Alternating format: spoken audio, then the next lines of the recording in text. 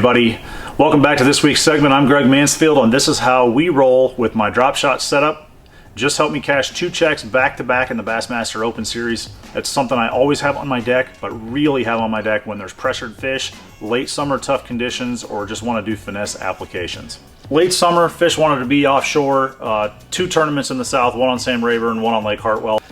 Fish had transitioned, were offshore and setting up on brush piles or cane piles. Both Sam Rayburn and Hartwell had cane piles, and a lot of different ways that you could fish these fish. But something that was effective in both locations, really want to share with you how this worked, was drop shot. And it's dangerous dropping drop shots into brush piles. I actually did lose a couple key fish that way, but it's always a way I felt like I could get a bite, especially since with our electronics these days, there's no secrets anymore. It was nice to be able to know and have some confidence pulling up to a brush pile that I could finesse fish and catch fish right behind people that had just fished. So let's jump in. Let's talk about the setup. I heavily used this. Over 2/3 of the fish I caught in these tournaments were on this setup, and it's my drop shot. It's going to be a finesse worm or robo worm setup with a longer leader with a swagger tungsten to an owner cover shot hook.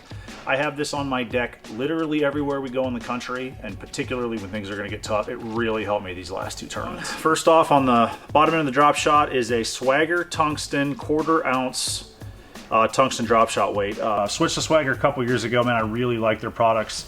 Super sensitive. They've actually got the weight of the all their tungsten, whether it be their worm weight or the drop shot weight, the actual weight stamped on there, so you always know what you're throwing, or when you go to put them away, you're not guessing what the weight is. Kind of ran a little bit of a longer leader in both places too, kind of in those brush piles. I kind of wanted to get that bait up off the bottom to where you could get some action out of it and those fish to find that. And a lot of those fish in those brush piles are looking upward, and just kind of always went with a longer leader between 14 and 18 inches. And then another key part of the setup was the hook.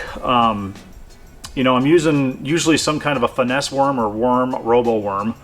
And so you're using kind of a Texas rig worm hook, but downsize the hook a little bit from a 2 or 3 aught down to a 1 aught or a size 1. And that kind of helps when you hook a fish. You know, hopefully there's not very much left of that hook to stick out and actually grab any part of that brush and get stuck. But this hook I absolutely love for this setup is something Josh Douglas got me on a couple years ago. Was helping me at the end of the season with why I was losing some key fish that year. And kind of turned me onto this hook called the owner cover shot. It's got a fluorocarbon keeper, real sticky, kind of a finesse thin. You know, it pegs them really good every time. Almost every fish that I've hooked since then that hasn't broken me off on something ends up in the boat. You know, we're running braid to 10 to 12 pound fluorocarbon. You know, you're fishing in brush piles, you want to beef up your line a little bit, so got a little bit better chance of digging them out of there. And the ton an FG knot. Switched to an FG knot this year. It's been helpful, especially when we're doing things like fishing brush piles where we have to constantly retie because you get nicks in your line. With that FG knot, we can spool a lot of fluorocarbon into the reel, so throughout the day as we're retying our drop shot, we're not worried about running out of fluorocarbon or having to retie a leader knot on the water, and you're getting those extra casts in, hopefully a higher percentage chance to get the fish. So, you know, I run a couple things with the rod and reel, Daiwa 7.3 drop shot rod. I'm a big guy. I like this big 7.3 rod, super sensitive and balanced right. You don't even feel it in your arms all day. And then I've had these Ballistics 3000s for the last couple years, and they're bulletproof. Great drag system, all aluminum. Can't seem to break them. I've tried really hard leaving them out in the rain and doing other stuff, and they're just bulletproof. So that's the drop shot setup. Got a ton of confidence in this. All around the country, it just gets bites. You're gonna throw a finesse worm out there in brush piles or out of offshore structure. You've got the right tungsten, so you're gonna feel what's going on. You can keep that bait in the strike zone.